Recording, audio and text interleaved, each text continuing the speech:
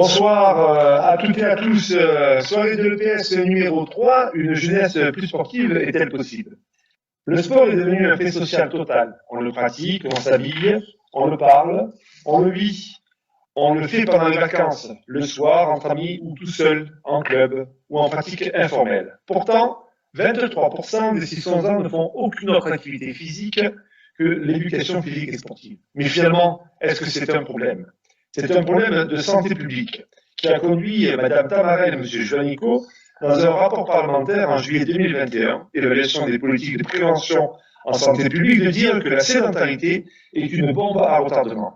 C'est un problème d'inégalité d'accès à la culture. Le sport a progressé dans sa démocratisation, du moins dans le déclaratif. Si l'on demande aux jeunes s'ils pratiquent une activité sportive au cours des 12 derniers mois, alors 82% des jeunes s'adonnent à une activité sportive. Parmi les jeunes pratiquants d'une activité sportive, 41% détiennent une licence. Cette pratique sportive licenciée est surtout portée par les 15-24 ans. Si on regarde de plus près maintenant la question des origines sociales de ces pratiquants et pratiquantes, ceux qui pratiquent le plus, ce sont ceux qui ont un revenu le plus élevé. Ainsi, 39% sont inscrits pour les foyers les plus hauts revenus, 17% pour les foyers aux revenus les plus faibles. Les personnes de diplôme inférieur au niveau bac avaient en moyenne un taux de pratique qui s'élevait à 71% pour 80% pour celles qui ont un niveau bac et 89% pour celles qui ont un diplôme supérieur. Ces données sont issues de différents rapports, comme par exemple le rapport du CESE de l'accès du plus grand nombre à la pratique sportive et physique de Muriel Urtis et François Sauvageau. À cette question, on pense souvent les politiques publiques et les propositions sans l'éducation physique et sportive. C'est dans cette zone rouge sur la sédentarité et sur les inégalités d'accès à la culture sportive que le SNEP, le Syndicat national de l'éducation physique et sportive, a souhaité organiser une semaine de l'éducation physique et sportive. Benoît Hubert, son secrétaire général, ici présent, nous en dira plus dans quelques instants. Sont présents ce soir de nombreux invités. Une soirée en deux parties. Dans la deuxième partie, nous accueillerons deux responsables de candidats à l'élection présidentielle, M. Desfontaines qui représentera le Parti communiste français et M. Bakayoko qui représente la France insoumise. Le Parti socialiste qu'on avait invité n'a pas répondu à l'invitation. Mais tout de suite, dans cette première partie, nous avons trois invités. Madame Martine Duclos, présidente de l'Observatoire national de l'activité physique et de la sédentarité, qui vient de piloter avec plusieurs personnes un colloque dont le titre pourra nous faire sans doute discuter, bouger pour bien grandir. Bonsoir Madame Duclos. Et Monsieur Damien Combreté, ambassadeur sport et société au sein du comité d'organisation des Jeux Olympiques de Paris 2024. Bonsoir Damien. Et Vincent Gérard, gardien de l'équipe de France et champion olympique, qui nous rejoindra après son entraînement à 19h.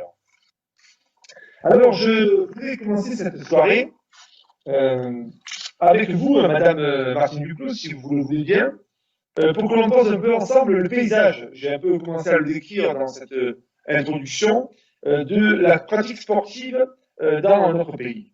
Alors, dans votre colloque, notre jeunesse en France, selon vous, finalement, suite à ce colloque, est-elle suffisamment sportive? J'ai envie de vous demander peut-être 2-3 chiffres clés ou 2-3 analyses clés que vous avez pu ressortir après ce colloque-là. Oui, bonsoir. Alors, j'irai au-delà de l'activité sportive, tout simplement en termes de parler d'activité physique et sportive. Alors, en fait, ce qu'on sait, c'est que les Français, comme tous les Européens, sont insuffisamment actifs. Parce que si on mesure l'activité physique avec non pas sur des questionnaires, mais avec des capteurs de mouvement, on sait que moins de 30% des enfants et des adolescents respectent les recommandations d'activité physique, qui sont, je le rappelle, faire au moins 1 heure par jour d'activité physique et sportive. Donc il y a moins de 30% des enfants et des adolescents qui respectent ces recommandations, à tel point que l'année dernière, l'ANSES a émis une alerte en disant bien qu'il y avait 2 tiers des 11-17 ans qui dépassaient les deux seuils sanitaires, c'est-à-dire que 66% avaient cumulé à la fois un niveau d'activité physique insuffisant, donc faisaient moins de 60 minutes d'activité physique et sportive par jour, et en même temps passer trop de temps assis. Et là, c'était mesuré par le temps d'écran, enfin, plus de 2 heures passées assis par jour. Donc c'était vraiment le double fléau ou fardeau, vous appelez ça comme vous voulez, mais les effets sur la santé sont si mauvais l'un que l'autre, quel que soit le mot incriminé. Donc trop de temps passé assis et pas assez d'activité physique. Puis un troisième chiffre, on suit la capacité en endurance des élèves au niveau de nombreux pays, à la fois européens et puis d'Amérique du Nord, depuis maintenant plus d'une trentaine d'années. Et il a bien été montré qu'en 30 ans, la capacité en endurance elle a diminué de 23%. Et spécifiquement pour la France, entre 2000 et 2014, alors que si vous voulez dans les autres pays, elle a vraiment diminué entre 80 et 2000, mais elle est plutôt stable depuis les années 2000. Et en France, c'est le seul pays où depuis 2000, elle continue encore à diminuer. Et entre 2000 et 2014, les enfants ont perdu 8% de capacité en endurance. Donc ils en ont déjà perdu à peu près 6% entre 80 et 2000, et là ça continue encore à diminuer là, sur les 14 dernières années. Donc c'est vraiment extrêmement inquiétant, puisque cette capacité en endurance de deux choses. Un, bien sûr, elle est liée à la à la quantité d'exercice. S'ils ont perdu la capacité en endurance, c'est parce qu'ils font pas assez d'exercice. Et deuxièmement, on sait maintenant que si vous voulez, c'est le facteur pronostic le plus puissant du risque qu'ont les enfants de développer des maladies chroniques à l'âge adulte. Donc les maladies chroniques, c'est l'obésité, les maladies cardiovasculaires, le diabète de type 2 et les cancers. Donc on sait que ça c'est vraiment un marqueur précoce d'altération actuelle et puis future de leur santé. Merci. Alors, j'aimerais poursuivre un petit peu. Alors, vous avez élargi, hein, puisque je vous avais demandé un petit peu du point de vue de l'activité sportive. On aura l'occasion d'en reparler, puisque vous élargissez à l'activité physique en général, du point de vue de l'analyse et du regard. Est-ce que dans les chiffres que vous avez donnés, dans votre regard sur le territoire français, vous percevez des grandes inégalités de répartition? Est-ce que vous pouvez un peu les caractériser?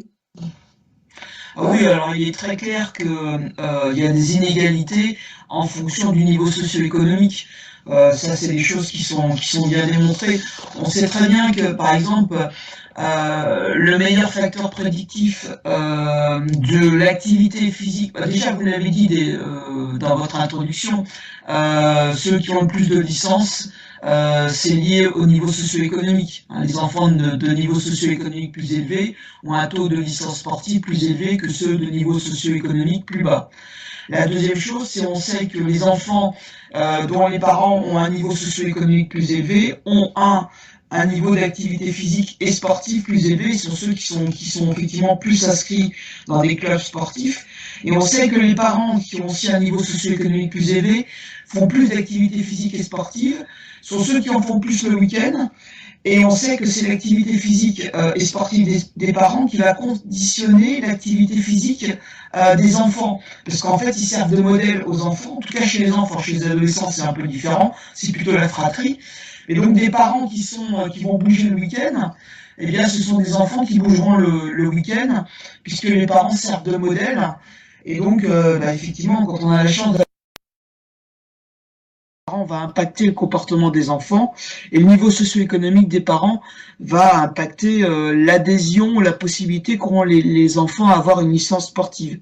Et puis il y a aussi effectivement la disponibilité des équipements sportifs qui dépend effectivement des territoires, et plus le territoire est richement doté entre parenthèses, mais entre guillemets, plus il y aura d'équipements sportifs et plus effectivement la population aura accès à des équipements sportifs.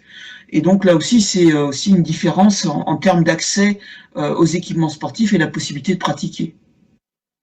Merci. Alors c'est vrai que ce que vous dites, ça nous interpelle nécessairement parce que les enfants et la jeunesse qui sont présentes à l'école sont des futurs parents. Donc on peut se poser la question dès maintenant de comment on peut travailler pour que ces parents soient plus sportifs ultérieurement. Alors, le titre de votre colloque, je le disais à l'introduction, bien entendu, il interpelle le SNEP dans ce que vous développez. Alors, nous avons déjà eu ce type d'échange avec le COJO et je remercie d'ailleurs Damien Cambrédé d'être présent avec nous. Et finalement, ça fait écho à la proposition du ministre de l'Éducation nationale sur l'idée de bouger 30 minutes. Alors, vous dites dans votre colloque, bouger pour bien grandir de façon un peu provocante, j'aimerais vous demander si l'ONAPS porte l'ambition d'une jeunesse française plus sportive ou finalement, qui bouge un peu importe le mouvement, cela vous irait. Je dirais, de toute façon, l'un n'empêche pas l'autre, hein. Mais je crois qu'il faut vraiment voir. Enfin, le sport n'est qu'un des composants de l'activité physique. L'activité physique, c'est d'abord se bouger dans sa vie quotidienne. Et par exemple, si je prends l'exemple de l'enfant qui va à l'école, il va avoir la chance de faire de l'EPS, donc il va bouger aussi à l'école. Mais c'est pas suffisant. On sait très bien que les 3 heures d'EPS, si l'enfant doit faire 1 heure tous les jours, s'il fait que du sport à l'école, ça suffira pas pour répondre aux recommandations pour sa santé. Donc ça veut dire que dans l'idéal, il faudrait aussi qu'il ait des déplacements, enfin qu'on l'amène à l'école ou qu'il aille à l'école de façon active, à pied ou en vélo, qu'il rentre de l'école à pied ou en vélo, que quand il a fini les cours, eh bien, il joue dehors ou il ait des pratiques sportives extrascolaires, que les week-ends il fasse aussi de l'activité physique ou sportive. Donc voilà, et donc ce qu'il faut bien comprendre, c'est que voilà, l'activité physique ou sportive, c'est l'activité de tous les jours. Donc s'il est dans un club sportif, très bien. Bon, après c'est pas toujours possible pour tout le monde parce que d'abord, comme on le disait, c'est pas toujours possible financièrement. La deuxième chose, c'est que si on est dans un territoire très rural, il n'y a pas non plus la possibilité d'avoir un club qui soit à proximité du domicile. Les parents n'ont pas non plus le temps forcément d'aller amener les enfants dans le club qui est peut-être à 10 ou 15 kilomètres de la maison quand on est dans un territoire très rural. Donc effectivement, il y a d'autres possibilités. Donc effectivement, c'est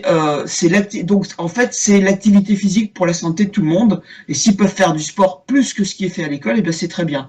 Mais c'est quelque chose qui doit commencer et en plus c'est à l'école, à l'université, au travail et puis à tous les âges de la vie.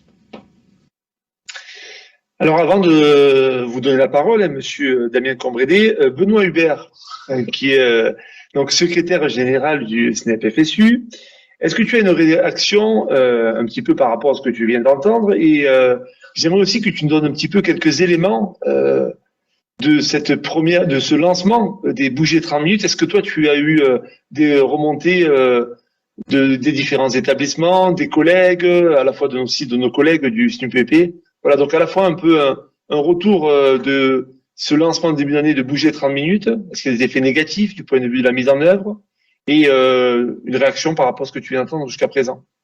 Bon ben, réagir par rapport à ce que je viens d'entendre. De toute façon, les constats que vous avez présentés, Madame Duclos, de toute façon, on les connaît plus ou moins. De toute façon, et on les vit quotidiennement au sein des cours de PS.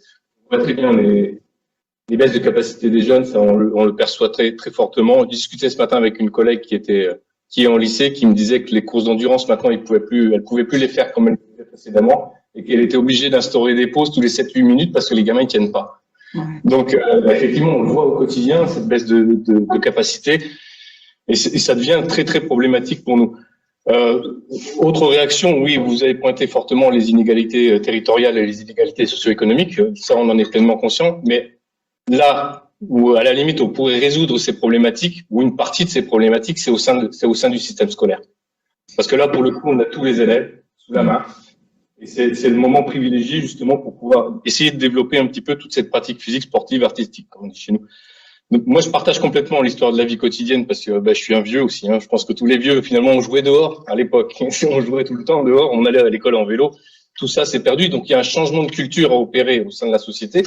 C'est quelque chose qui se passe sur le temps long. Je pense pas qu'on puisse le faire du jour au lendemain. Ça va passer aussi par l'école, mais de la maternelle à l'université, effectivement. Là, il va falloir retravailler tout ça. La problématique, c'est qu'on pose souvent la santé. On pose la problématique santé à des jeunes. Sauf que c'est pas leur motif d'agir aux jeunes, clairement. Ça, c'est une problématique que portent les enseignants, que portent les adultes envers la jeunesse. Mais il faut qu'on trouve les voies et moyens de faire pratiquer, donc développer les infrastructures, développer les animations, développer un peu les cours de récréation pour l'école primaire, voilà, parce qu'à un moment donné, c'est aussi un espace de liberté dans lequel ils doivent s'investir et qu'ils doivent pouvoir investir justement et bouger. Donc il y a tout ça. Par rapport à ta deuxième question sur les 30 minutes, alors il y a selon les syndicats, selon la police, comme d'habitude, c'est-à-dire les remontées qu'on peut avoir, c'est environ 3000 écoles qui seraient engagées dans le processus. Le ministère dit 5 000. Bon, c'est toujours les écarts, voilà. Mais que ce soit 3 000 ou 5 000, sur les plus de 30 000 écoles élémentaires, on voit bien que c'est quelque chose qui mord pas vraiment. Alors, il y a plusieurs raisons pour lesquelles ça mord pas. C'est parce que, d'une part, les enseignants se sentent dessaisis de quelque chose parce qu'on fait venir des animateurs extérieurs. Ça, en général, c'est pas toujours apprécié. Ça dépend des endroits. Les problèmes d'infrastructure, des problèmes, voilà, plein de choses, hein, des problèmes éducatifs. Est-ce que c'est le rôle de l'école de faire bouger les enfants? Est-ce que le rôle de l'école, c'est pas justement les apprentissages, l'apport de connaissances, l'apport de savoir? Et donc, voilà, se pose la question de savoir si simplement bouger à un moment donné suffit. Et qu'est-ce que ça enclenche comme apprentissage chez les jeunes, voilà, pour pouvoir développer ça après dans le futur. Est-ce que ça suffit? Est-ce que c'est, voilà, il y a plein de questions qui se posent. Et pour l'heure, en tous les cas, hein, pour l'heure, c'est pas quelque chose qui mord fortement. D'accord. Et alors, justement, dans les craintes un peu qu'avait évoqué le SNEP, il y avait cette idée que finalement, il puisse y avoir une confusion entre les 30 minutes et l'éducation physique et sportive, même si M. Blanquer avait pris à plusieurs reprises des précautions en disant que ça ne se confondrait pas. Est-ce que tu as entendu, est-ce que tu as des premiers retours où finalement ces 30 minutes par jour substitueraient pas finalement l'éducation physique et sportive et on aurait au final 1 heure de moins, hein, puisque c'est 3 heures actuellement obligatoires, alors que 30 minutes fois 4, ça fait bien 2 heures. C'est vrai. Non, ce qui est problématique, c'est les directives ministérielles sur le premier degré. C'est-à-dire, à partir du moment où vous faites des fondamentaux, maths français pour aller vite, hein, lire, écrire, compter, qui sont de très fortes injonctions. Donc, en général, ce qui se passe, c'est une diminution du temps EPS et art. C'est en général ça qui se passe. Donc, c'est plutôt ça qui fait diminuer l'horaire d'EPS. L'histoire des 30 minutes, c'est aussi la politique blanquerienne, pour le coup. Il y a une confusion des genres, puisque là, on fait intervenir des gens de l'extérieur.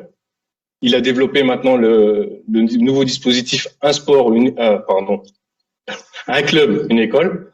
Donc on voit qu'il y a une confusion complète qui s'opère, qui est pas de bonne nature de toute façon. Voilà.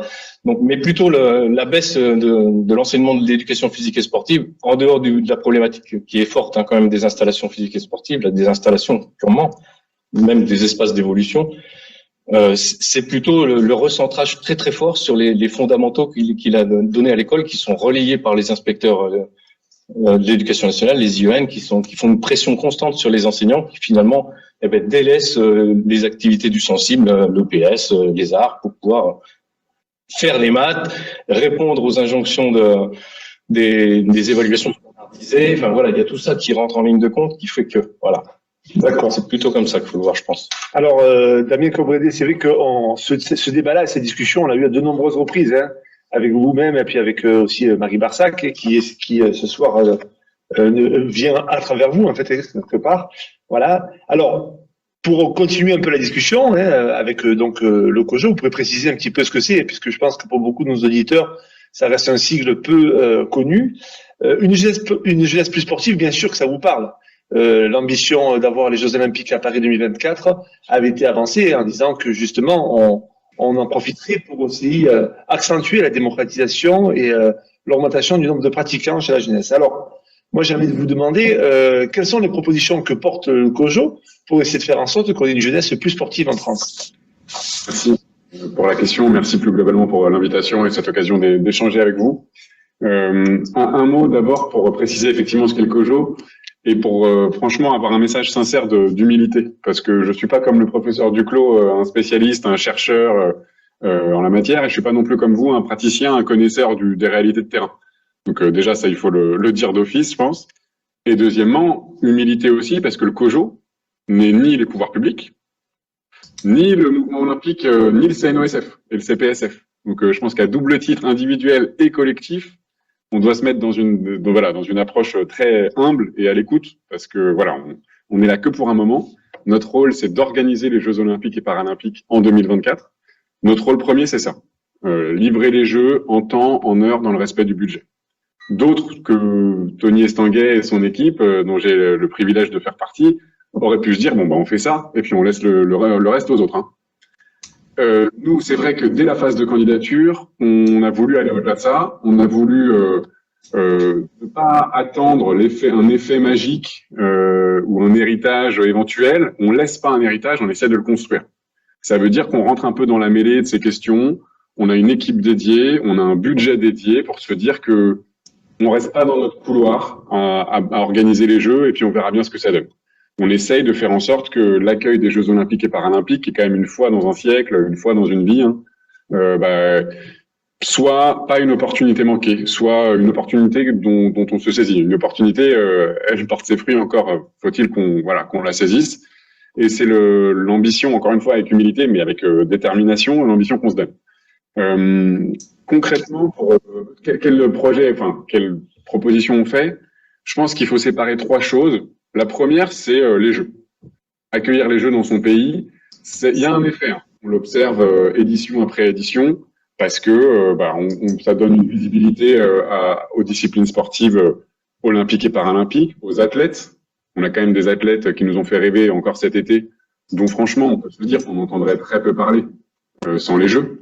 Des disciplines dont le modèle économique et la visibilité dépendent des Jeux. Hein. C'est tous les 4 ans que le grand public entend parler de ces disciplines, même s'il y a des amateurs et des fans et des pratiquants de toutes les disciplines. On sait qu'il y en a des petites, entre guillemets, sans aucune forme de mépris, pour qui les Jeux sont essentiels pour leur développement.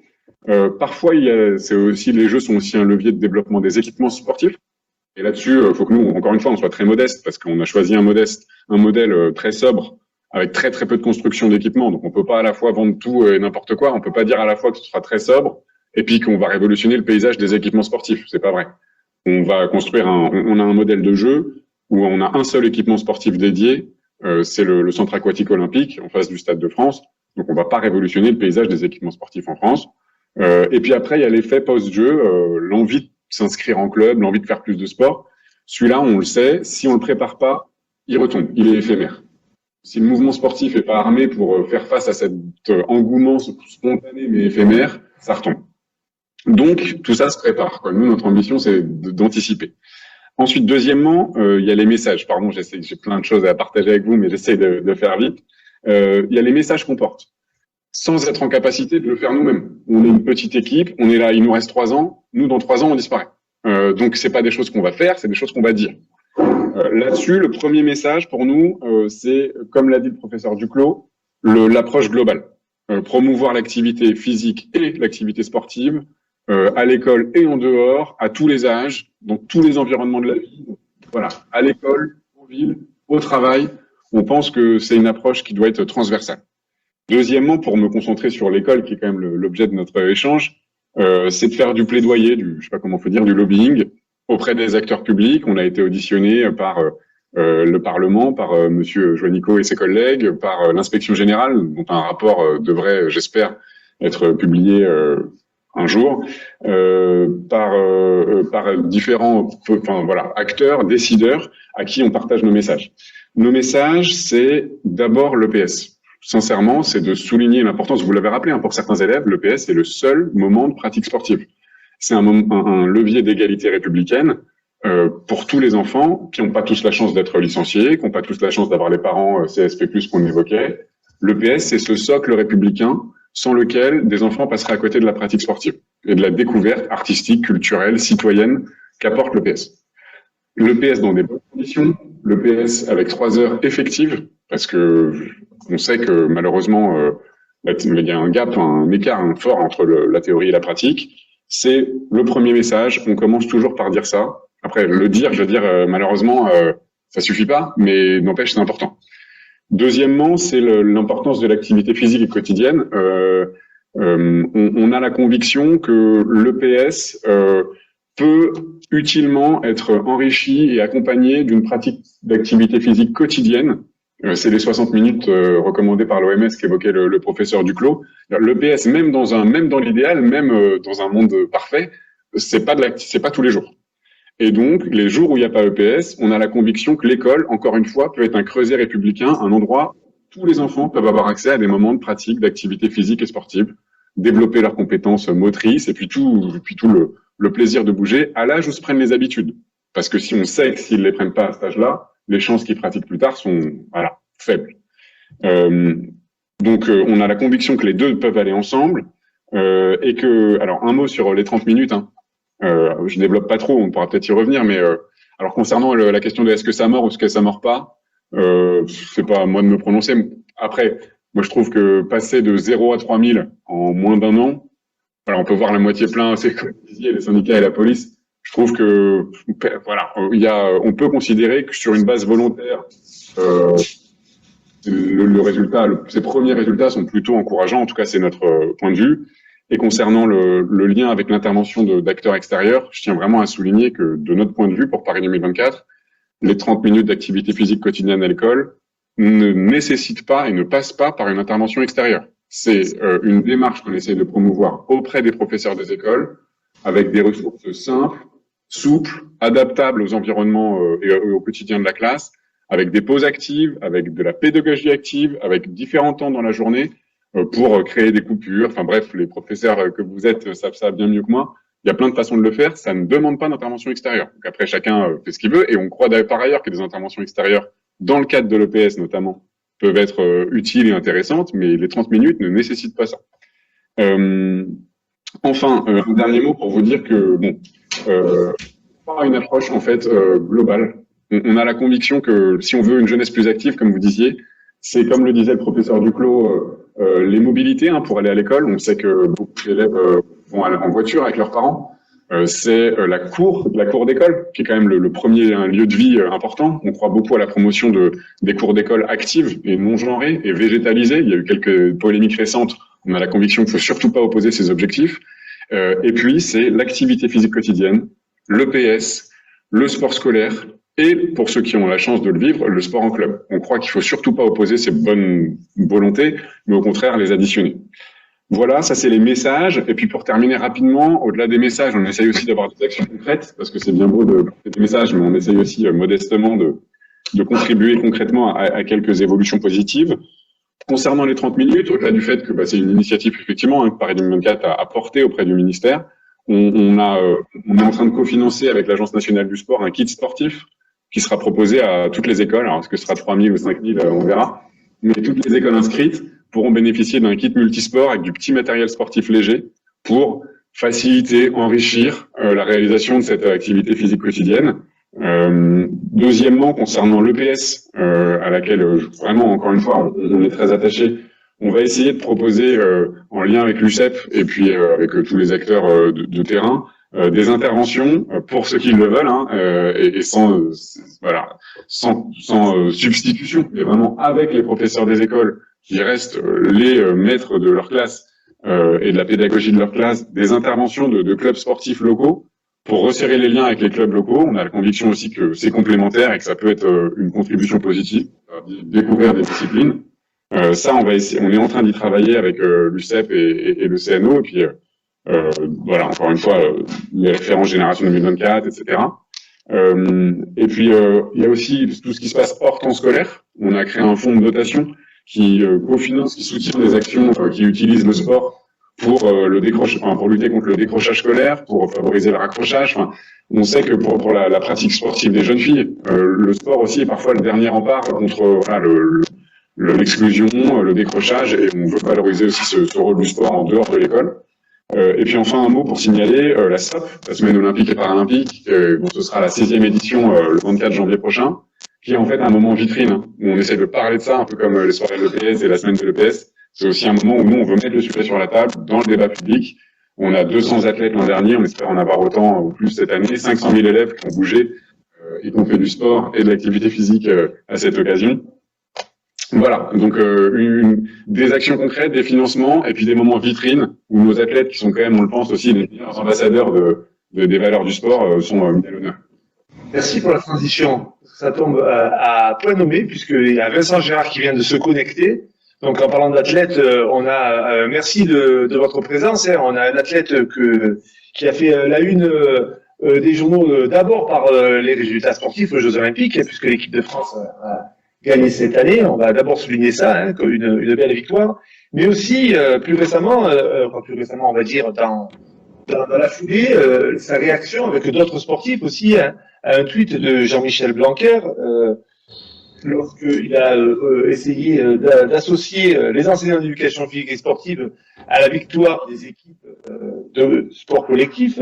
Vous avez dit, heureux de voir que le PS est considéré sur les réseaux sociaux, parce que dans la réalité, comme le reste de l'enseignement, d'ailleurs, les moyens ne sont pas là. Alors justement, on vient d'échanger sur ce sujet-là, à la fois avec M. Combredé, puis aussi au tout début avec Mme. Pouvez-vous avoir votre point de vue un petit peu sur la place du sport à l'école? Et j'ai envie de vous demander un peu comme à notre invité, est-ce plus sportif pour vous, est-ce que cela semble possible? Et quelles seraient les mesures un peu que vous verriez à mettre, on va dire, de toute urgence dans le paysage politique? Sandra, c'est à vous. Merci. Bonsoir, merci de me recevoir. Oui, alors c'est vrai que j'avais réagi à l'époque au tweet de Jean-Michel Blanquer. J'étais pas tout à fait d'accord avec la position d'Evan Fournier, qui à l'époque lui estimait que, à l'image de ce qui pouvait se faire aux États-Unis, on devait avoir de l'EPS qui formait des sportifs de haut niveau. Moi, je suis plus pour un sport avec des composantes de santé, de citoyenneté. Et clairement, je suis issu d'une famille de profs de PS, je suis aussi époux d'une enseignante, et je connais la réalité des faits et la réalité des moyens dont on dispose à la fois en EPS et dans l'enseignement en général, dont les enseignants disposent pour pouvoir pratiquer leur métier.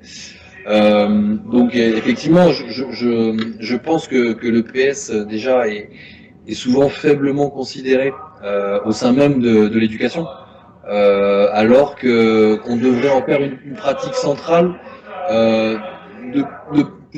pour plusieurs aspects. Déjà pour l'aspect santé.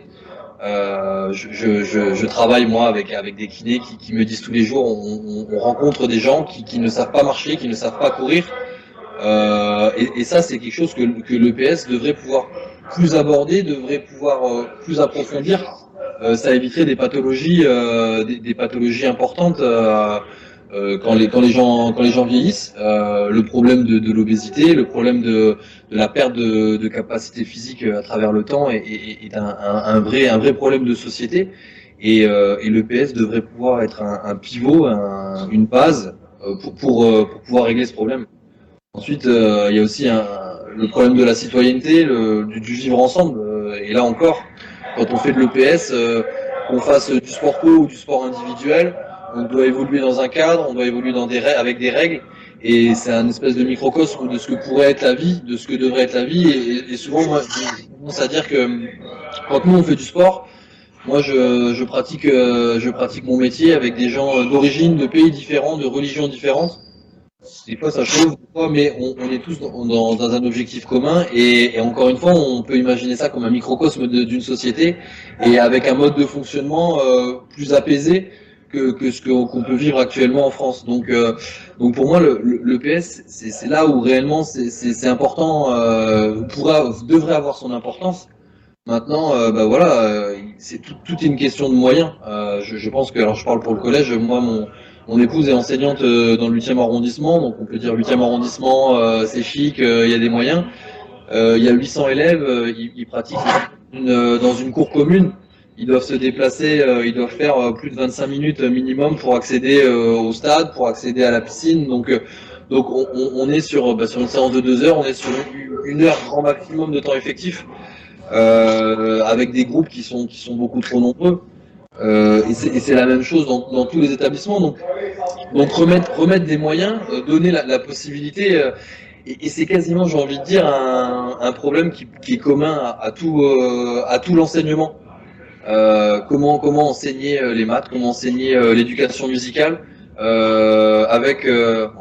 mon épouse est professeur d'enseignement musical, alors du coup je prêche un peu aussi pour ma paroisse, mais avec des classes de 30 où tout le monde n'a pas forcément de chaise, où tout le monde n'a pas de table. Enfin, c'est quand même quelque chose qui est aberrant. C'est quelque chose et on dit l'éducation c'est la base de notre société, et on ne donne pas les moyens. Donc pour moi c'est une question de moyens. On pourrait rajouter des heures, on pourrait faire tout ce qu'on veut, tant qu'on donne pas les moyens matériels aux gens de pouvoir pratiquer, ça n'arrivera pas.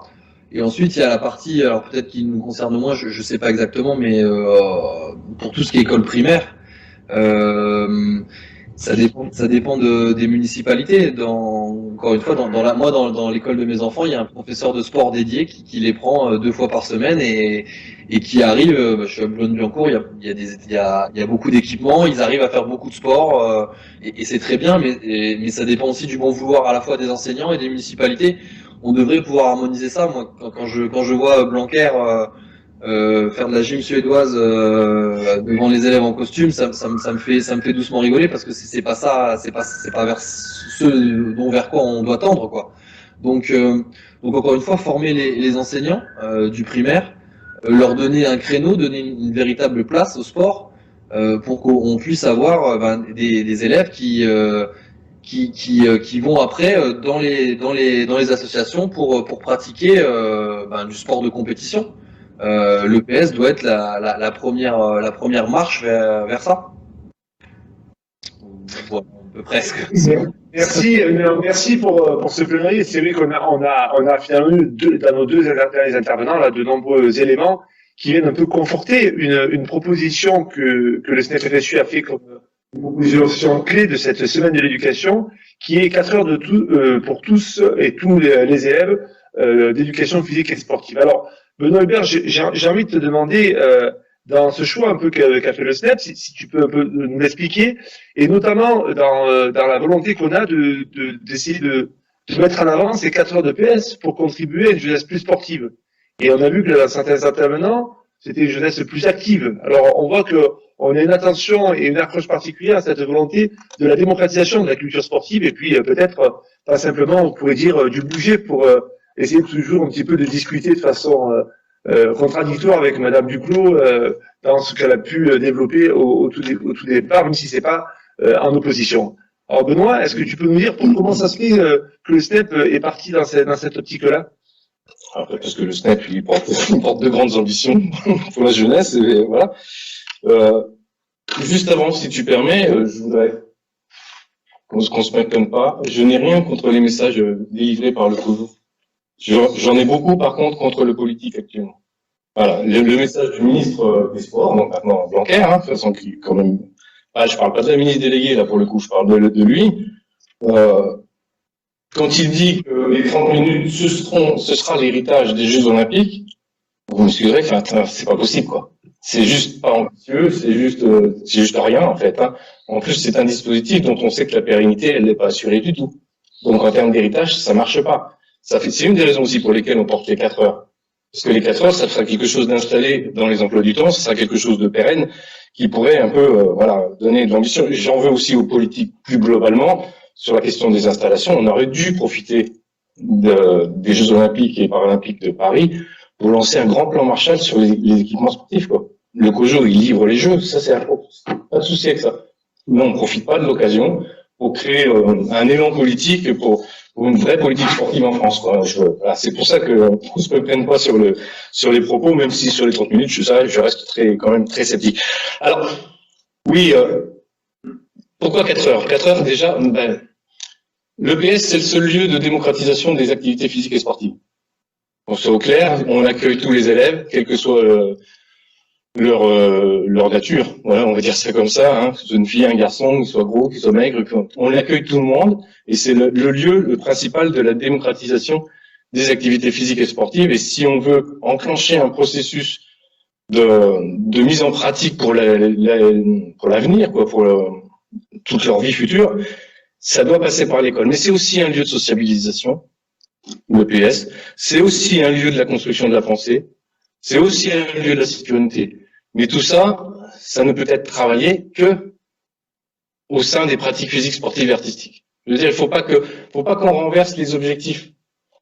On travaille, c'est dans l'activité qu'on travaille ces processus-là, ces processus de socialisation, de construction de pensée, de citoyenneté, etc. Et pas l'inverse. Et en l'éducation nationale, on a tendance à faire l'inverse. On met d'abord ces grands objectifs-là pour expliquer pourquoi on va faire de l'EPS, alors que, on se comprend, je vais pas plus loin.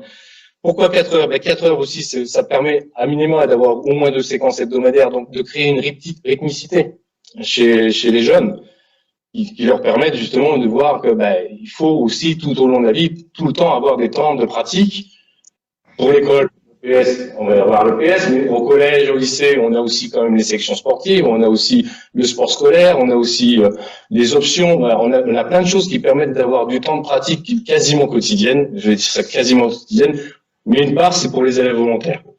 Mais à nous aussi d'enclencher le processus pour qu'on ait de plus en plus d'élèves volontaires dans ces pratiques-là.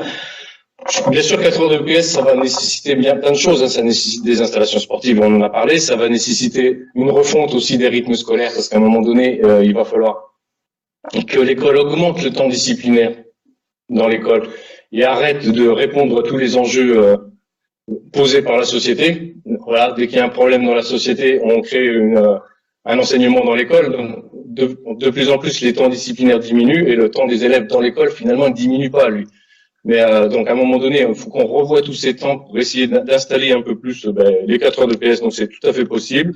Ça va nécessiter du recrutement et de la formation. Vous en avez parlé, Monsieur Gérard, de la formation et du premier degré, mais aussi du second degré, puisque ça va être un temps plus long.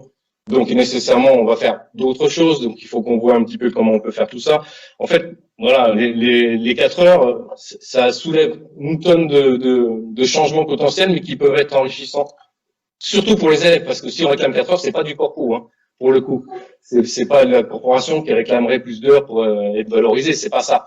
C'est vraiment au bénéfice des élèves et ça va nécessiter, donc je le disais par l'entremise de ce que je disais sur les APSA, c'est une révision aussi des programmes qu'on peut avoir en éducation physique et sportive, et c'est surtout, et ça c'est M. Gérard qui l'a dit, il a raison, il faut qu'elle soit plus considérée et ça passera notamment par une meilleure reconnaissance dans les examens. Voilà, le diplôme national du brevet, où il n'y a plus rien. Donc là, à un moment donné, il va falloir remettre des choses en place. Et le baccalauréat, où maintenant la part motrice des évaluations diminue. Donc à un moment donné, il faut remettre tout ça sur le chantier pour essayer d'avoir quelque chose de cohérent et qui permette plus de pratique physique pour les jeunes à leur bénéfice. Merci Benoît. Alors je rappelle un peu que dans le déroulé de la soirée, cette première séquence finalement est un peu starter d'un certain nombre de questions qu'on va soulever et qu'on pourra ensuite discuter avec les politiques, puisque on a choisi dans une deuxième séquence, de deuxième partie de soirée, d'interpeller 3 partis politiques qui sont aujourd'hui en course, on va dire, pour les élections présidentielles. Donc on va pouvoir continuer justement à questionner aussi les modifications au cœur même des projets politiques. Alors par rapport à la question, vas-y. Par rapport à ce que vous venez de dire, en termes d'évaluation, est-ce que c'est pas là un des problèmes, c'est de dire qu'est-ce qu'on évalue? Est-ce qu'on évalue la performance sportive ou est-ce qu'on évalue, on se base sur d'autres critères? Parce que c'est là aussi où ça peut poser un problème vis-à-vis du grand public, c'est de dire le sportif aura toujours une bonne note et la personne qui n'a pas de qualité sportive mais qui essaie de progresser donc n'aura pas forcément ne pourra pas atteindre je sais pas 15 et ça pourrait poser problème dans son cursus scolaire et c'est là où il y a toute le positionnement pour moi de l'EPS qui doit être questionné. Qu'est-ce qu'on cherche à faire avec l'EPS? Dans la construction d'un cycle d'EPS, on a des apprentissages et on vise des apprentissages. Et donc la performance qu'on pourrait évaluer, c'est la performance scolaire, c'est-à-dire l'acquisition de ces apprentissages au bout du compte. Et donc pas une performance sportive comme on peut l'entendre quand on est sportif, parce qu'on est tous sportifs plus ou moins ici. De toute façon, c'est pas en gros c'est pas le chrono à la fin, quoi. Ouais. C'est pas le chrono à la fin, mais c'est la manière de réaliser les choses, voilà, les apprentissages moteurs qu'il a pu réaliser au cours du cycle. C'est un peu tout ça qu'il faut qu'on réfléchisse autrement, parce que là, au baccalauréat, je crois que c'est 12 points maintenant, ces apprentissages moteurs, ils ne représentent que 12 points. À la limite, un gamin qui fait tout le reste, c'est-à-dire qui fait un peu de coaching, qui fait un peu de remplissage de fiches, qui fait un peu d'arbitrage et tout, il va se sortir avec une super note, alors, et qu'est-ce qu'il aura acquis dans l'activité elle-même? Pas forcément grand-chose. Donc, faut qu'on remette tout ça un petit peu en cause, honnêtement, voilà. Mais je parlerai plus de performance scolaire en termes d'apprentissage réalisé que de performance sportive. Alors, peut-être pour continuer un petit peu notre discussion, Madame Duclos, là, dans votre colloque que vous venez d'organiser, puisque j'ai essayé d'un peu parcourir les différentes interventions. Donc, il y a un intervenant, Olivier Rey, maître de conférence à Aix-Marseille, et dans ses préconisations, par rapport un peu à, on va dire, à l'ensemble des dimensions qui font le système, puisqu'on est sur une réflexion globale, telle que plusieurs d'entre vous l'ont indiqué, où il dit valoriser l'éducation physique et sportive en privilégiant les APS pour renforcer le sens et favoriser l'engagement régulier dans une culture sportive. Je trouve que ça fait écho justement à ce qui est en train d'être discuté sur la question de l'évaluation aussi. Finalement, qu'est-ce qui est évalué? Est-ce que on reste avec ces APSA qui sont... Alors, moi, j'ai envie de vous interpeller un petit peu sur finalement cette proposition qu'on avance, des 4 heures d'éducation physique et sportive. De là où vous êtes vous et dans la perception que vous avez, est-ce que quel est votre regard sur ce sujet-là? Moi, je suis forcément pour. Je veux dire, au contraire. De toute façon, il est clair que même sur l'heure d'activité d'EPS, comme ça vient d'être dit, c'est pas une heure effective parce qu'il faut que les enfants aillent au vestiaire, s'habillent, se changent après, on leur explique ce qui va être fait. Donc c'est pas une heure effective. Donc et puis je veux dire, si on prend les modèles américains ou anglo-saxons, voilà, c'est tous les jours. Hein, c'est l'après-midi, c'est réservé à des activités sportives ou culturelles. Donc moi, ça me semblerait même, j'ai joué l'extrême, pourquoi pas tous les jours. Après tout, c'est une habitude qui ça doit faire partie de notre mode de vie et à l'extrême, ce serait presque normal qu'on en ait tous les jours parce que ça fait partie de notre mode de vie. Donc moi, je suis évidemment, c'est dans la pratique, j'aimerais bien être très optimiste. Je crains que ça ne soit bien compliqué, mais je suis bien sûr complètement pour que ce sera au moins une matière qui serait mise un peu plus en évidence, et puis qu'effectivement ce soit une priorité, c'est-à-dire que dès qu'il y a un cours qui saute parce que il manque de la place, ce soit pas le cours de PS quoi. Et surtout moi ça fait longtemps que je dis que j'aimerais que le PS soit beaucoup plus intégré aux autres matières. On pourrait très bien, par exemple, voilà, les enfants font le PS. On leur expliquait que le PS, par exemple, le corréler avec les cours de, alors c'est plus les sciences nat, mais voilà, quand on fait de l'EPS, ça fait quoi sur les poumons, ça fait quoi sur le cœur. Quand on fait de l'EPS, par exemple, on fait de l'activité dans la cour, on peut très bien faire de l'EPS, de l'activité dans la cour. Si la cour est un peu végétalisée, on peut très bien faire ça aussi avec des cours sur les plantes. Enfin, on peut faire ou avec la nutrition ou avec peut-être l'histoire de l'EPS. Enfin, on peut imaginer plein de choses. On peut expliquer aussi pourquoi on pourrait faire aussi des classes plus actives plutôt que laisser les enfants assis pendant cours. Enfin, je veux dire, tout ça pourrait être intégré de façon beaucoup plus transversale au sein de l'enseignement, plutôt que de compartimentaliser l'EPS comme étant quelque chose de très particulier, comme si c'était une espèce de machin bizarre qu'on regardait sous le microscope et qui faisait pas partie de l'ensemble de l'éducation. Voilà, donc si effectivement il y avait plus d'heures et beaucoup plus intégré aux autres sciences ou autres choses enseignées à l'école, bah, ce serait quand même, je pense, beaucoup plus efficace et peut-être que ça passerait beaucoup mieux. En tout cas, ça passerait mieux. Ouais. Vincent Gérard, bon, je pense que dans votre propos, justement, que vous avez eu au début de cette soirée, c'est assez clair que pour vous, le temps d'éducation physique et sportive est insuffisant à l'école. Alors, est-ce que pour vous, ça vous semble être une ambition possible, nécessaire pour la jeunesse française? Je ne sais pas si vous m'entendez toujours, parce que je vois plus votre... Peut-être vous avez un problème de connexion. Visiblement, oui. Alors, bien, je vais m'adresser alors dans ce cas-là, monsieur. Donc, quelle est votre réaction par rapport à cette proposition que le CNPFSU porte? Comme souvent, je suis très d'accord avec le professeur Duclos. J'ai à peu près rien à ajouter ni à enlever à son propos, mais quelques mots pour aller un peu dans le même sens. D'abord sur la question de est-ce qu'on est optimiste ou pas, et est-ce que, je comprends. D'abord, je partage à titre personnel complètement la proposition. J'irais même... Ah, Vincent, j'ai un revenu. Je continue. Je trouve que voilà, une activité, un enseignement d'EPS quotidien, moi, dans un monde idéal, me semblerait très opportun. Après, je pense qu'il faut quand même dire un mot de la formation initiale. la place de l'enseignement de l'EPS dans l'évaluation des élèves, mais aussi dans la formation des professeurs des écoles. Je crois pas qu'on valorise cette discipline à la hauteur de ce qui devrait être fait. Formation initiale, formation continue en EPS, mais aussi dans les autres disciplines, parce que comme le disait le professeur Duclos à l'instant, je pense que il y a plein de phases de pédagogie active dans les autres disciplines qu'on enseigne, notamment à l'école primaire, où on peut avoir des pédagogies actives. On peut voilà, faire des enseignements qui d'ailleurs portent des fruits. Enfin, je veux dire, les observations des pays le font, hein, et c'est pas une vue de l'esprit, quoi. Il y a des exemples et des expériences qui sont très concluantes. Il y a aussi la question du suivi et de l'accompagnement dans les rectorats. Je pense au CPC, au CPD. Je pense qu'ils jouent un rôle important pour apporter aux professeurs des écoles des solutions, des ressources.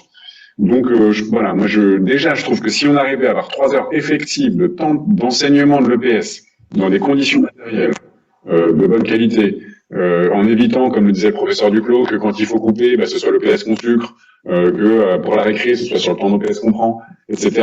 Déjà, honnêtement, je trouve que bon, ce serait une belle évolution. Maintenant, si c'était 4 heures, moi je dirais que ce serait encore mieux. Donc oui, je crois que l'intention est complètement partagée. Un mot aussi sur le sport scolaire. Je pense qu'il y a un enjeu assez fort, hein, voilà, notamment au primaire. On a un modèle quand même au collège, notamment un modèle économique, hein, qui fait que le sport scolaire trouve sa place dans l'utilisation des équipements, dans le temps proposé aux élèves, et donc dans la proportion d'élèves collégiens qui bénéficient de sport scolaire. Je pense que à l'échelle dans le primaire, il y a peut-être des évolutions positives pour que les professeurs, alors je ne sais pas si ça doit être les professeurs des écoles, si ça doit être les professeurs d'EPS du collège, je ne me prononce pas sur les modalités pratiques, mais je trouve que le sport scolaire pourrait trouver une place plus importante aussi au primaire. Merci. Alors, je ne sais pas, Vincent Gérard, si vous m'avez entendu, justement, ma question était de dire, donc, le CPT supporte cette idée pour une de 4 heures de PS pour l'ensemble des élèves. C'est d'abord un peu votre réaction, votre regard sur cette proposition-là. Alors, vous parlez en primaire ou Alors, on porte pour l'ensemble des élèves. D'accord. Non, je trouve ça bien. Après, attention à ne pas rajouter des briques et encore en rajouter. J'entendais tout à l'heure monsieur dire les élèves passent autant de temps dans le collège, mais moins de temps en enseignement. Est-ce qu'il faut pas réfléchir d'abord à avoir une vraie pertinence et une vraie amélioration des conditions plutôt que de donner 1 heure de plus, qui serait en fin de compte 1 heure supplémentaire, mais dont on ne pourrait pas faire usage parce que quoi qu'il en soit, les conditions resteraient les mêmes. Effectivement, je pense que en primaire, il paraît important parce que je pense qu'il y a des grosses inégalités en fonction des établissements dans le primaire, de l'accès au sport, peut-être de pouvoir harmoniser beaucoup plus tout ça. Dans le secondaire, pour moi, après, je suis pas spécialiste, attention, hein, mais je pense que déjà, si on arrivait à avoir des moyens plus importants, ça permettrait de pouvoir améliorer les conditions de la pratique de l'EPS. Si par là, on augmente, est-ce qu'on ne devrait pas réfléchir à travailler plutôt en demi-groupe et donc du coup d'avoir le même nombre d'heures mais de façon plus efficace? De faire du qualitatif, ça me paraît toujours beaucoup plus intéressant que de faire du quantitatif pur et dur. Merci.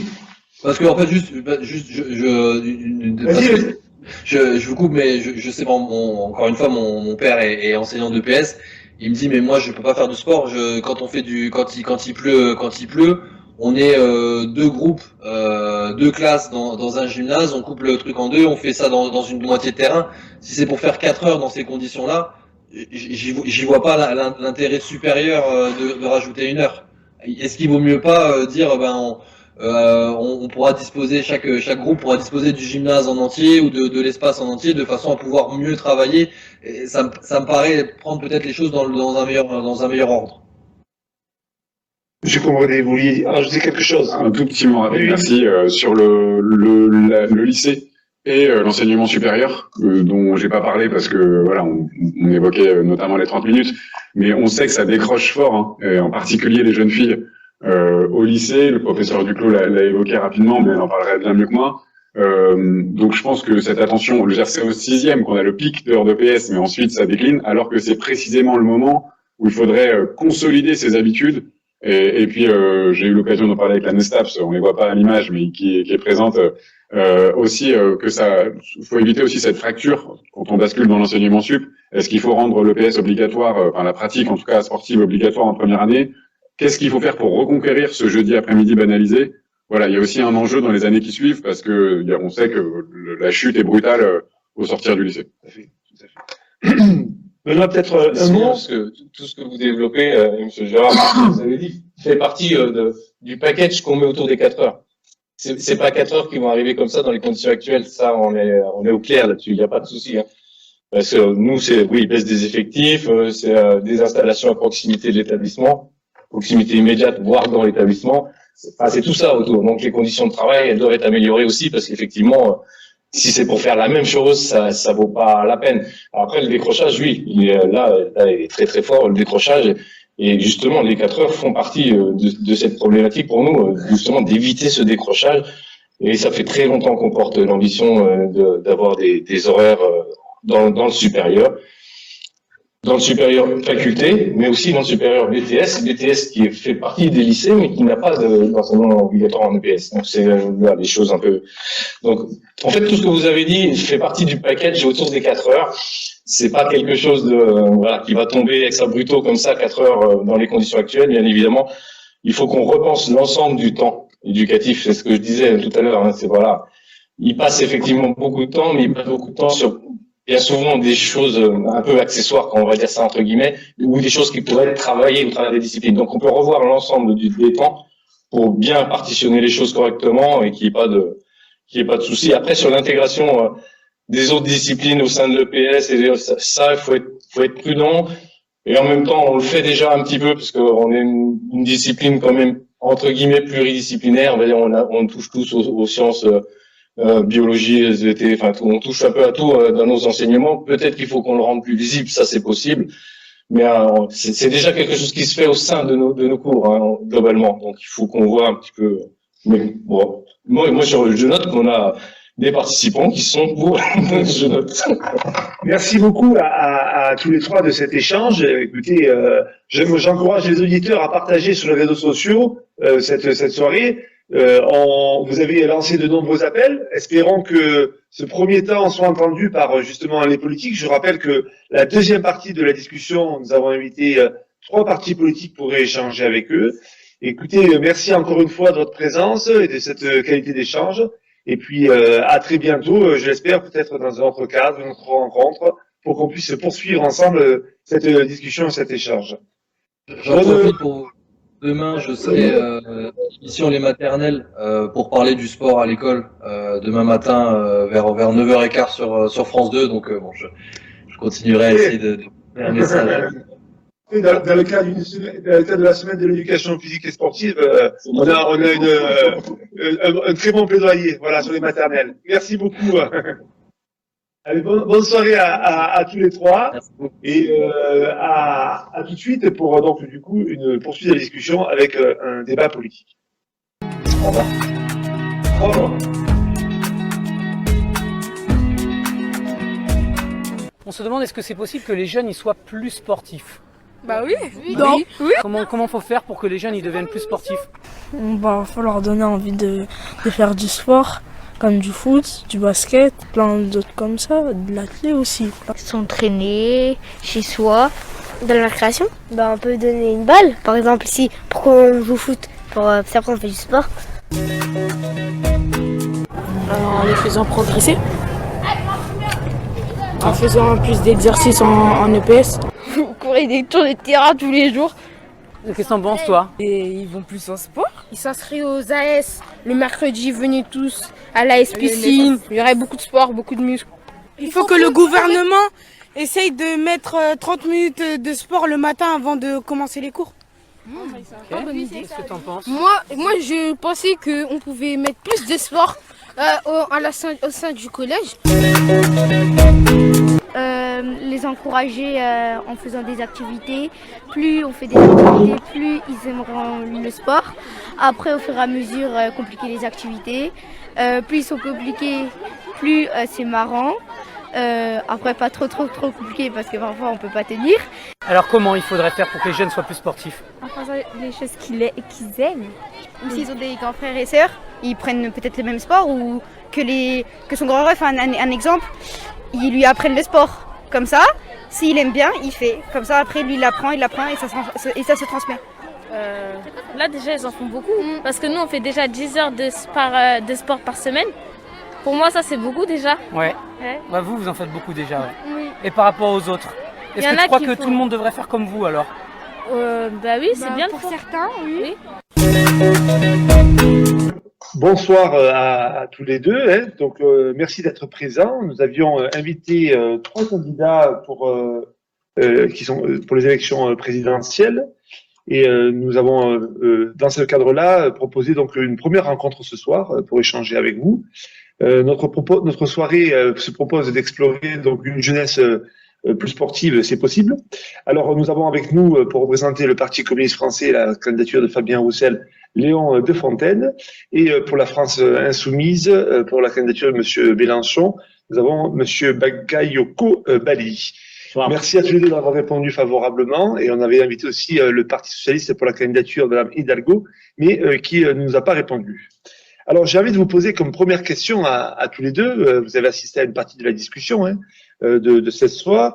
Ma première, c'est une jeunesse plus sportive, c'est possible, mais est-ce que c'est souhaitable? Alors, je ne sais pas lequel des deux veut se lancer. Peut-être vous, Monsieur Bagayoko. Oui, d'abord déjà merci pour l'invitation. Est-ce que c'est souhaitable? Parce que c'est la première question qui est posée. Spontanément, on pourrait dire oui. Oui, mais quelles sont les conditions à réunir pour que ça le soit? Et ça pose déjà d'emblée une orientation qui est de dire que le sport ne doit pas, entre l'activité physique ne doit pas être incarnée avec la volonté politique de lui faire porter l'ensemble en fait des maux de la société. La deuxième chose, c'est que on doit précisément garder le fait que nous avons des jeunes qui sont en construction et que l'accompagnement de ces jeunes qui sont en construction, y compris sur le volet physique, puisqu'il s'agit précisément du corps en tant que tel, doit être mis dans les mains de professionnels qui doivent être nécessairement agréés, formés et avoir des moyens disponibles pour pouvoir corriger évidemment cette ambition-là. Et le dernier aspect, si on l'a vu dans la dernière période, la question de l'activité physique, y compris la question de la soutenabilité, en fin de compte, d'un courant jeune sportif, a été aussi, y compris, traité sur un plan législatif, puisqu'il y a eu tout le débat aujourd'hui sur la moralisation, entre guillemets, je veux dire, du sport, et la question de la séparation, en fin de compte, qui se pose à l'intérieur même du milieu scolaire, où le politique a utilisé, principalement, la loi séparatisme, qui court à interroger un certain nombre de pratiques aussi. Donc, du coup, c'est la raison pour laquelle nous disons que, oui, c'est souhaitable sur le fait que nous pouvons avoir une jeunesse qui est plus sportive, mais en lui gardant, bien sûr, le préalable qui est de dire que l'activité sportive doit avant tout nourrir le corps et, bien sûr, l'intelligence humaine. Merci. Alors, Léon Defontaine, pour le Parti communiste, est-ce que une jeunesse plus sportive, c'est souhaitable? Je pense que non seulement c'est souhaitable, mais c'est même nécessaire. On se fixe l'ambition avec la candidature de Fabien Roussel d'avoir la jeunesse la mieux formée. Et je pense que trop souvent, le sport est perçu comme secondaire dans la formation des individus, des jeunes. Or, je pense qu'au contraire, il est central. Ce n'est pas qu'un enjeu physique. On a tendance à réduire ça à juste une activité physique et un enjeu de bien-être et voilà, de bien-être physique. Or, je pense, et nous pensons, nous, au Parti communiste, que le sport est au centre de l'épanouissement des jeunes. Il permet non seulement de connaître son corps, mais il permet aussi d'apprendre l'altérité, d'apprendre des valeurs, de vivre ensemble, de créer des identités communes. Et de création de cohésion sociale. Et je pense que, au vu du contexte dans lequel nous sommes, et en plus du fait que la pandémie a mis à mal le lien social, je pense qu'avoir la jeunesse, une jeunesse plus sportive, c'est bien évidemment nécessaire. Et la question, elle se pose de comment. Et bien évidemment, aujourd'hui, il y a une institution qui regroupe l'ensemble de la jeunesse, c'est l'éducation nationale. Et bien évidemment, pour ça, on doit avoir des conditions d'éducation physique et sportive à la hauteur, justement, pour répondre à cet enjeu. Si on trouve que le sport est un enjeu central, il faut mettre les moyens dans les cours d'EPS. Mais on déplore aujourd'hui que trop souvent c'est perçu comme quelque chose de secondaire, le sport. D'ailleurs, on l'a vu, on l'a vu récemment lorsqu'Emmanuel Macron a reçu les athlètes à la sortie des Jeux Olympiques, où on a l'impression que le sport pour lui c'était uniquement un moyen de rayonner à l'international. Nous on dit non, ça, certes, oui, enfin, il faut pas opposer ça, mais ça sert aussi et surtout, avant tout, à l'ensemble des jeunes dans leur épanouissement. Et nous, on donne pour ambition à la jeunesse la plus épanouie possible. Alors, dans la première partie de cette émission, on a analysé un petit peu le paysage de l'accès à la pratique sportive et on a eu plusieurs retours en termes de données sur l'inégalité importante qu'il existe dans l'accès à la pratique sportive dans les territoires en France, dans les régions, dans des quartiers sensibles.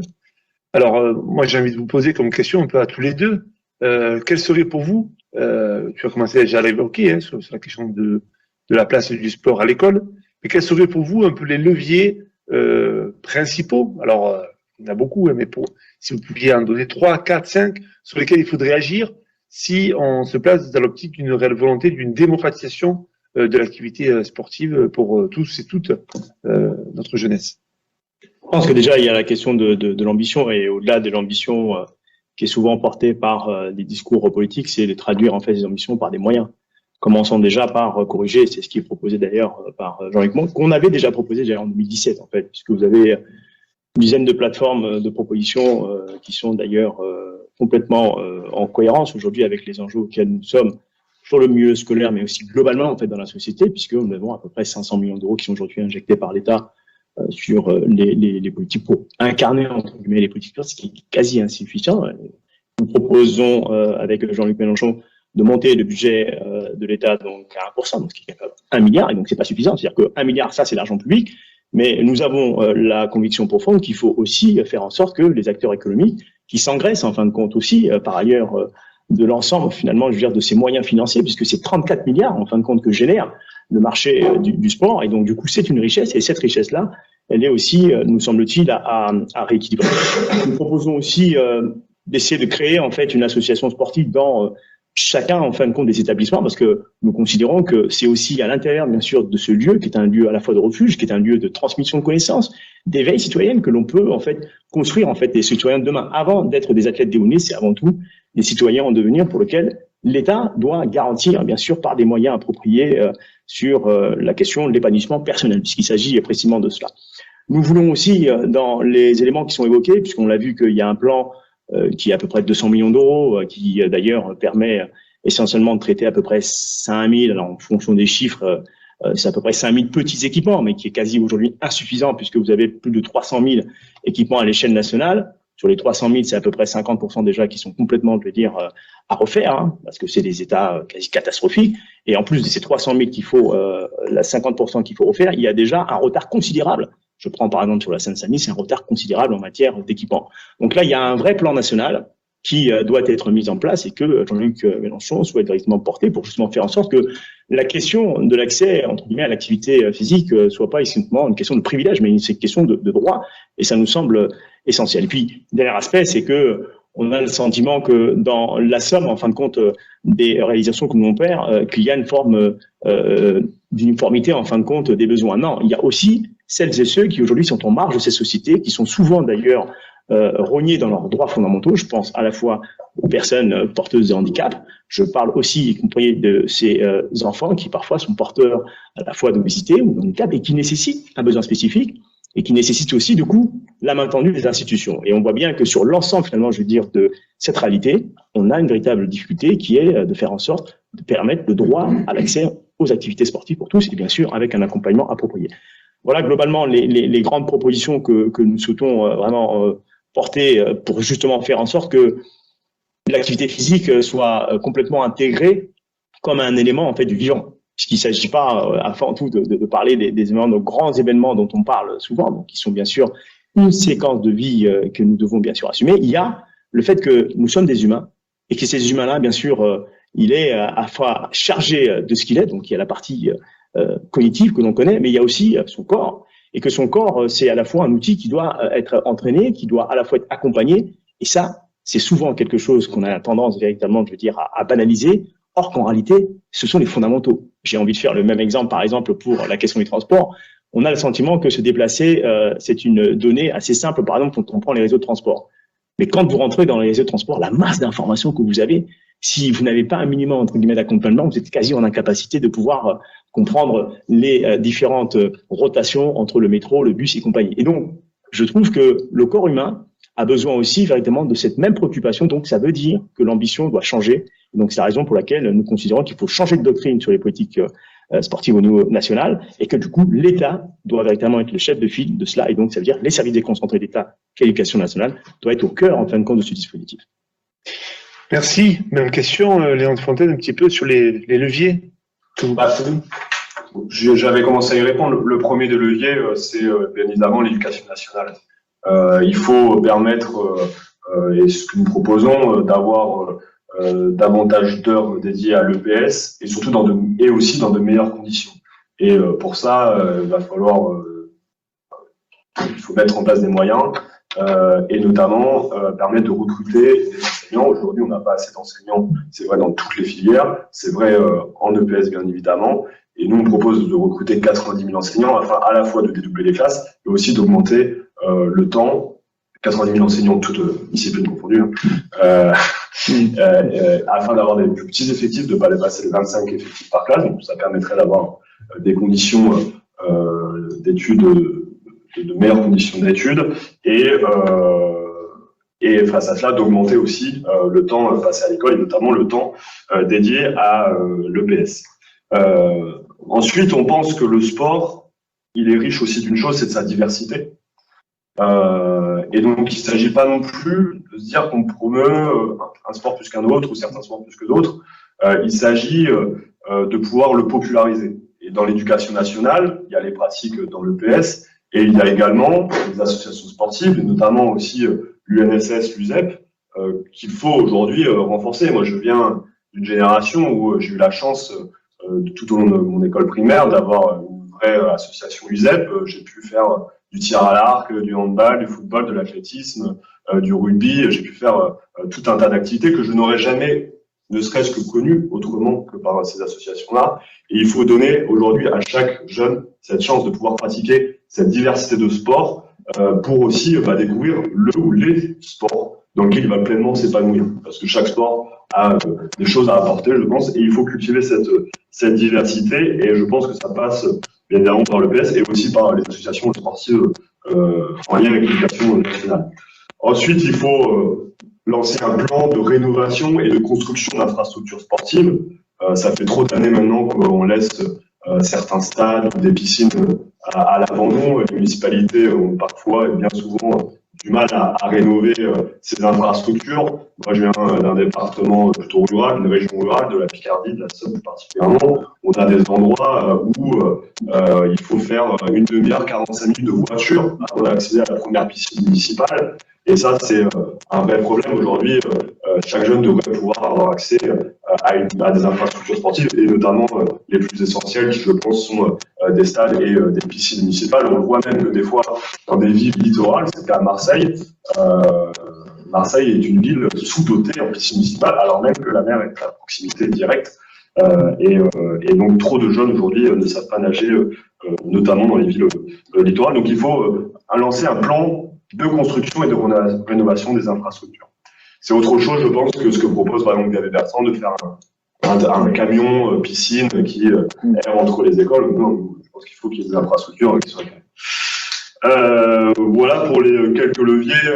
Il y en a d'autres, mais on propose aussi de donner toujours dans cet objectif de diversité des pratiques sportives, calculer en fonction des revenus des foyers, de pouvoir avoir des prix des licences aussi qui soient à prix variable, parce qu'aujourd'hui, il y a une vraie diversité, une vraie différence dans les prix des licences entre une licence pour faire du football ou pour faire des sports, d'autres sports. Et donc, bien évidemment, il faut permettre à tout le sport, tous les sports quels qu'ils soient, d'être accessibles, et ça à tous les jeunes.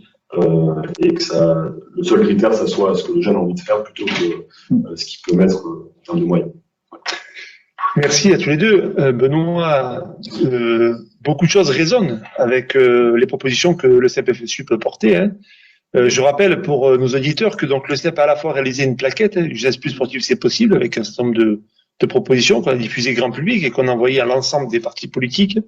Et on réalise une édition spéciale, une revue spéciale on va envoyer aussi à l'ensemble des politiques avec une demande de rencontre, qu'elle soit dans des plus brefs délais pour l'ensemble des formations qui aujourd'hui proposent un projet politique pour alors peut-être en rupture ou en continuité avec l'existant, donc forcément avec un certain nombre de désaccords avec ce qu'on peut porter nous. Mais voilà, on a en tout cas sollicité de très nombreuses organisations. Alors, par rapport à ce que tu as entendu, il y a des forts points de convergence. Et puis ensuite, j'ai envie de te demander d'ouvrir justement vers ce qui a constitué la première partie de la discussion, hein, autour d'un des leviers que le CEP porte sur 4 heures de PS. Si tu peux un peu redévelopper cette question-là pour la réintroduire auprès de nos invités. D'accord, oui. Donc, on retrouve un peu nos mandats au travers vos propos des deux. Donc, à la limite, oui, c'est quelque chose qui nous convient. Vous parliez de lutter en fait contre l'instrumentalisation politique qui peut être faite du sport. Et effectivement, le voie séparatisme, atteinte à la laïcité, on a eu droit un petit peu à tout. Je pense qu'il y a un combat aussi, c'est lutter contre le mercantilisme un petit peu, hein, parce que le sport est devenu un marché et le marché il n'est pas accessible à tous. Donc, à un moment donné, je sais pas s'il faut. Mais j'aurais des questions. Je peux poser des questions quand même. Bien sûr. Après, je répondrai à ce que tu. Je voudrais savoir, moi, comment vous envisagez les liens entre ce qui se passe dans le scolaire, ce qui se passe dans l'extrascolaire, c'est le sport pour tous, un petit peu. Et puis, comment on pourrait travailler ces synergies-là, si vous avez réfléchi à la question. Et puis après, en annexe, est-ce que dans l'avenir, on va basculer vers un ministère des sports de plein exercice ou pas? Ou est-ce qu'on garderait le périmètre tel qu'il est? Vous n'êtes pas obligé de répondre, hein, mais c'est des réflexions.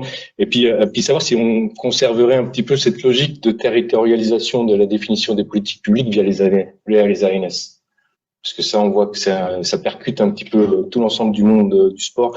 Mais sur les 4 heures, je pense que vous étiez là un petit peu sur les débats. Effectivement, nous, on propose justement d'augmenter le temps de pratique physique des jeunes au sein de l'école en proposant 4 heures sur l'ensemble de la scolarité, c'est-à-dire de l'école primaire jusqu'à l'université. Donc, on va jusqu'au bout. 4 heures qui, bien sûr, doivent s'accompagner d'un changement du temps scolaire. Parce qu'effectivement, on peut pas imposer 4 heures comme ça sans changer ce qui se passe dans l'école actuellement. 26 heures en collège, ça rentre pas. Voilà, il faut être clair. Donc, à un moment donné, il faut qu'on revoie un petit peu les temps scolaires.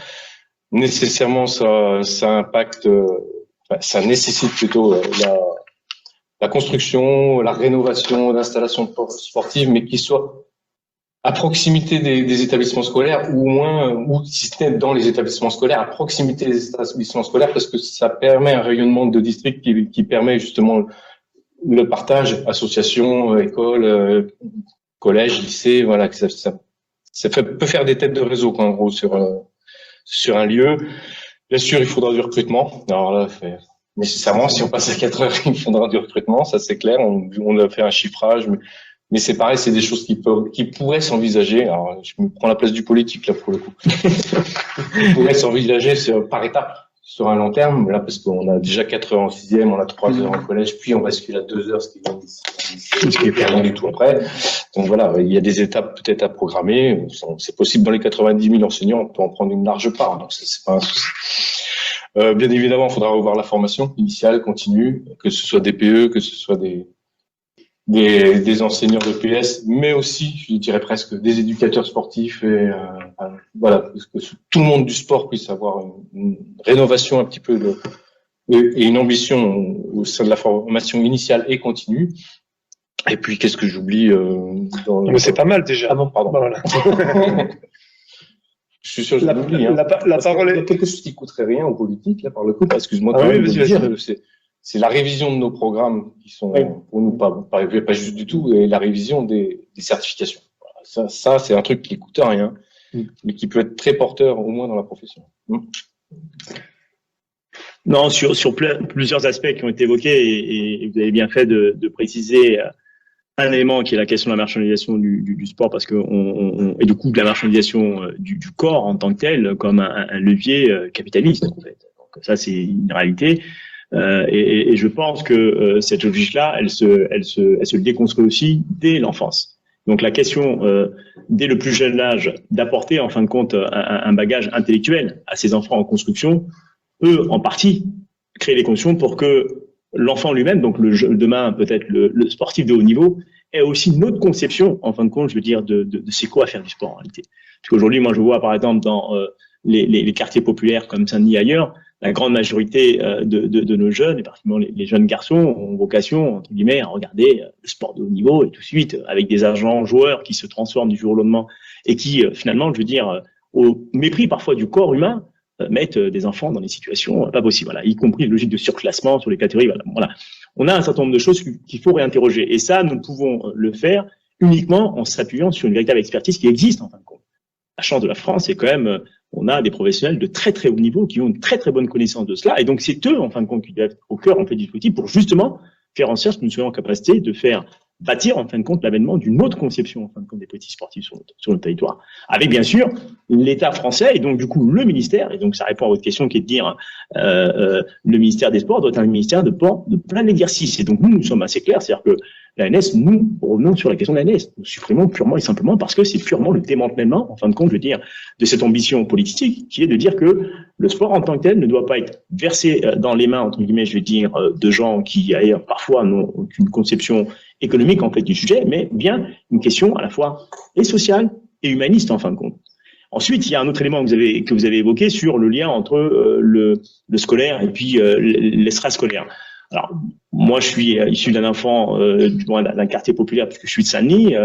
J'ai eu la chance d'être à l'école de la République. J'y ai appris énormément de choses. Mais je suis aussi entraîneur de basketball, joueur de basketball depuis plusieurs années, aussi dans un club, donc dans le milieu associatif. Et on voit bien que la logique de complémentarité, elle est utile en réalité.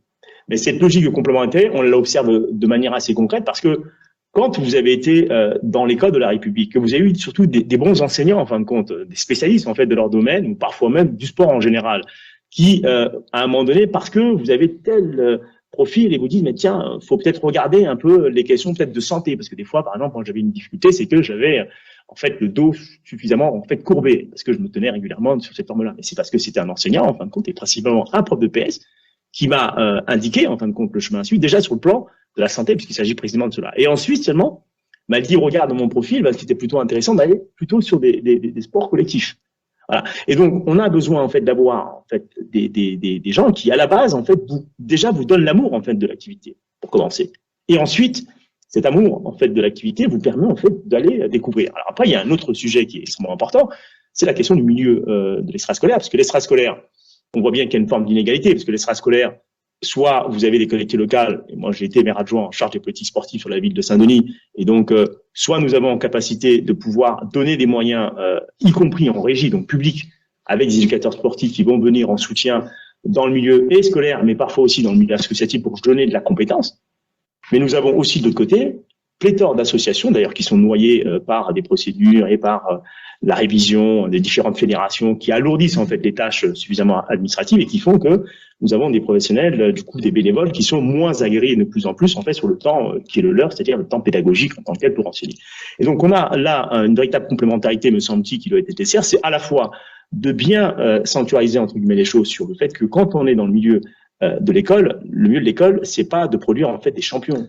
Ça doit pas être ça. Ça doit surtout pas être ça. Ça doit surtout créer les conditions pour que l'enfant, puisqu'il s'agit d'un enfant dans un premier temps, découvre c'est quoi ce corps et c'est quoi surtout ces activités qui doivent faire du bien en fin de compte au corps et donc du coup aussi à l'esprit. Et ensuite seulement, la question du lien avec l'extrascolaire, qui est en fait le prolongement, doit aussi se travailler. La seule remarque que moi j'ai pu faire depuis quelques années, et ça m'a amené d'ailleurs à un certain nombre de rencontres conjointes entre le milieu de l'enseignement et le corps donc externe, pour justement faire en sorte qu'il y ait une logique de complémentarité en fin de compte, puisqu'il s'agit souvent des mêmes enfants. Ils sont dans le temps scolaire, mais on les retrouve aussi dans le temps extrascolaire. Donc la question de la complémentarité et de la co-construction entre guillemets entre ces deux mondes, qui en réalité n'ont qu'un, au service de l'éveil avant tout, je veux dire, de l'enfant, du jeune et puis plus tard du sportif de haut niveau. Mais ça, déjà d'ici là, il y a autre chose à faire. Laurent Desfontaines. Il y a beaucoup de choses. D'abord sur les leviers qu'il peut y avoir sur le lien extrascolaire, les leviers qui peuvent permettre aussi aux jeunes de s'inscrire davantage aussi dans les clubs, les associations sportives, etc. Moi, je pense qu'il y a un vrai lien à faire avec de complémentarité, à faire avec l'UNSS et l'UNEF là-dessus, avec des liens qui peuvent être faits sur, en fait, vu qu'on a une diversité de sports qui sont pratiqués à travers ces associations sportives dans le cadre scolaire, il peut y avoir des liens qui peuvent être faits avec des associations, des clubs, et des liens doivent être faits. En réalité, c'est un jeune qui découvre le saut à la perche, par exemple, grâce à l'USEP ou l'UNSS, il faut permettre qu'il y ait un lien qui puisse être prolongé s'il souhaite poursuivre là-dessus, un lien qui peut être privilégié, qu'on puisse lui faire rencontrer des acteurs et des présidents de clubs dans ce sens-là. Toujours dans ce sens-là, je pense qu'il faut populariser l'existence de ces associations sportives qui sont une richesse. Aujourd'hui, il y en a énormément et il faut pouvoir les faire connaître au plus grand nombre parce que trop souvent, en fait, les jeunes ne connaissent pas aussi les associations sportives présentes sur leur ville. Nous, ce que je pense, c'est qu'il faut regarder comment, dans le cadre scolaire, on arrive à organiser sur le même format qu'il existe aujourd'hui, par exemple, des salons de orientation pour l'université. Regarder comment on peut faire des journées où toutes les associations sportives seraient présentes au même niveau que les salons de l'orientation et où les jeunes pourraient aller discuter, échanger, pourquoi pas avoir 2 ou 3 initiations à certaines pratiques sportives pour aussi, et à la fin, ils se sortiraient avec un certain nombre d'informations et potentiellement, ils auraient pu même s'inscrire directement à ces journées-là. Ces journées-là existent, mais souvent à l'initiative des municipalités et rarement en lien avec les écoles. Je pense qu'il faut regarder comment on arrive à l'institutionnaliser dans toutes les écoles, toujours dans cette idée de complémentarité. Sur l'accès aux compétitions, parce qu'il y a un enjeu là qui va arriver, qui n'est pas des moindres non plus, c'est l'enjeu des Jeux Olympiques. Ça n'arrive pas tous les 4 matins, encore moins en France. Et moi, j'y vois une aubaine sans précédent de ces Jeux Olympiques, mais plus globalement des compétitions internationales qui peuvent avoir lieu en France. Il y aura aussi la Coupe du Monde de rugby qui va s'y tenir. Moi, je pense qu'il y a un enjeu de taille sur ces présidentielles, de débattre sur l'accès aussi aux compétitions de haut niveau et aux manifestations, plus généralement aux manifestations sportives de haut niveau, à ces jeunes. Moi, je m'interroge vraiment sur... On le voit après l'épopée des Bleus en 2006, après l'épopée des Bleus en 2007 en rugby, après la Coupe du Monde féminine qui a été organisée en France. On a eu des vagues d'adhésion et d'engagement sportif à l'issue de ces compétitions-là. Et je pense qu'il faut profiter qu'on va avoir des athlètes du monde entier du plus haut niveau pour leur montrer ce que c'est aussi le sport de haut niveau, parce que c'est ça aussi qui peut faire rêver, qui peut susciter des vocations.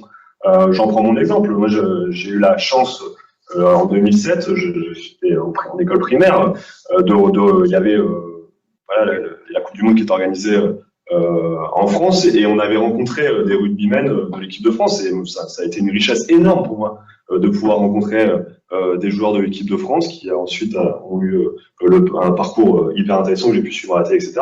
Et suite à ça, moi, je me suis engagé au rugby et j'ai fait du rugby pendant 2 ans.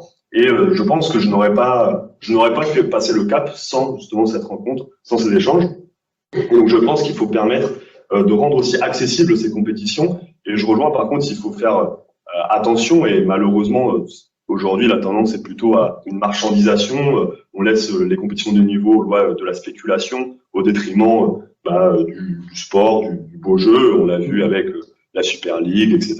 Mais il faut regarder comment on arrive à rendre accessible davantage. Moi, je pense les compétitions de niveau parce qu'elles sont un vrai levier pour permettre l'engagement sportif des jeunes. Je reviens maintenant sur les questions des 4 heures et du temps à l'école.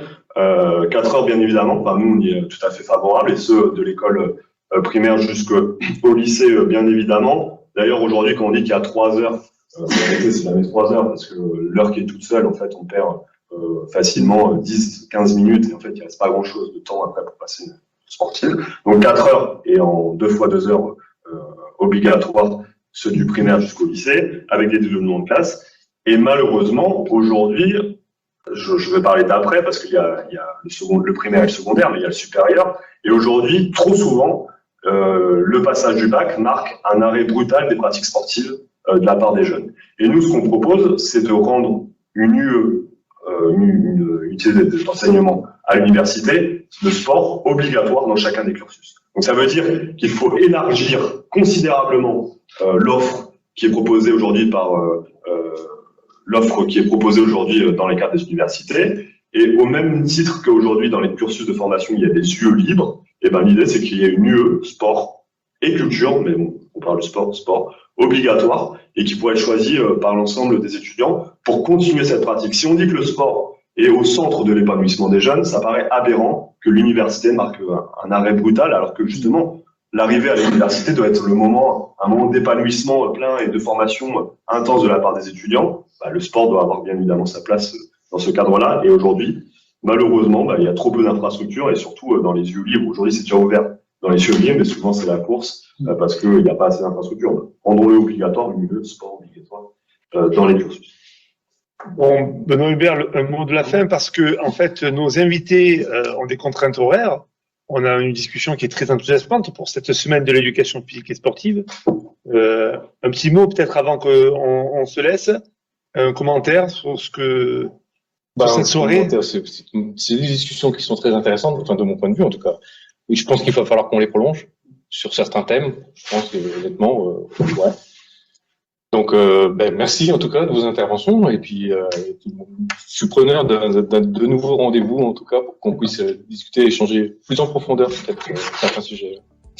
Alors, merci à nos auditeurs et à nos auditrices, merci à l'ensemble de nos invités de cette troisième soirée de l'éducation physique et sportive. Je rappelle que la première portera sur le thème de les compétences méthodologiques et sociales peuvent-elles s'apprendre. Elle sera, on vous dira les dates exactes, courant décembre. Bonne soirée à toutes et à tous et je pense qu'on peut souhaiter une belle semaine de l'éducation physique et sportive à l'ensemble des enseignants, des élèves et peut-être qu'un certain nombre de politiques, de journalistes et d'autres personnes pourront relayer cet appel pour développer le PS pour tous les élèves. Merci à tous et toutes. Bonne soirée.